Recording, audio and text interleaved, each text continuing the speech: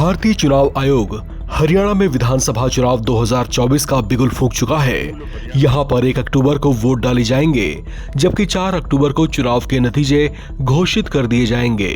2014 में हरियाणा के चुनावी इतिहास में बीजेपी ने पहली बार पूर्ण बहुमत की सरकार का गठन किया था।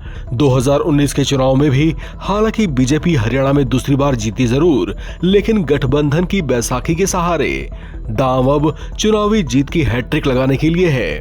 लेकिन क्या अब की बार बीजेपी चुनाव जीत पाएगी? हरियाणा के मुख्य विपक्षी दल कांग्रेस क्या अब की बार बीजेपी को परास्त कर पाएगी?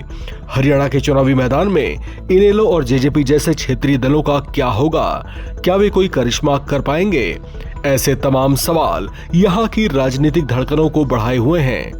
खैर, इन सब के बीच टाइम्स नाउ नवभारत और मैट्राइज ने अपने ओपिनियन पोल में सीटों और पार्टियों को मिलने वाले वोटों का अनुमान पेश कर दिया है। ओपिनियन पोल में सीएम फेस के तौर पर सबसे ज्यादा पसंदीदा चेहरे के बारे में पूछा गया। पोल में शामिल कुल लोगों में से 29% लोगों ने नायब सैनी के चेहरे पर वोट किया है, जबकि कांग्रेस के नेता भूपेंद्र सिंह हुड्डा को 27%, दुष्यंत चौटाला को 9% और अन्य को 35% वोट किए गए हैं। ओपिनियन पोल में ये सवाल भी पूछा गया कि जेजेपी क्या एनडीए से अलग होना आपकी नजर में कैसा है?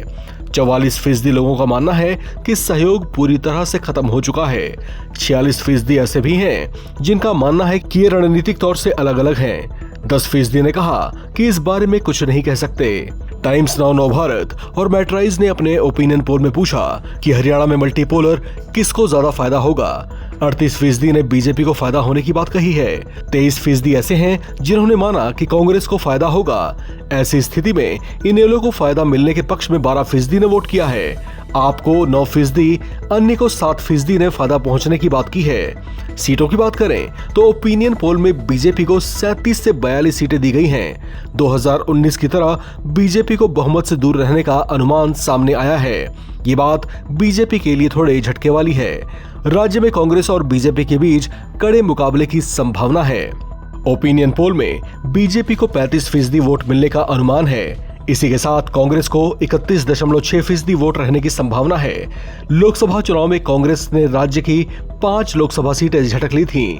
इसके बाद से हरियाणा में कांग्रेस सरकार बनाने के लिए मेहनत कर रही है। जेजेपी को 12.4 और अन्य के खाते में 20.8% सीटें रहने का अनुमान है। हरियाणा में आम आदमी पार्टी ने भी चुनाव लड़ने का ऐलान किया है। इसके साथ इनेलो ने बहुजन समाज पार्टी के साथ अलायंस किया है।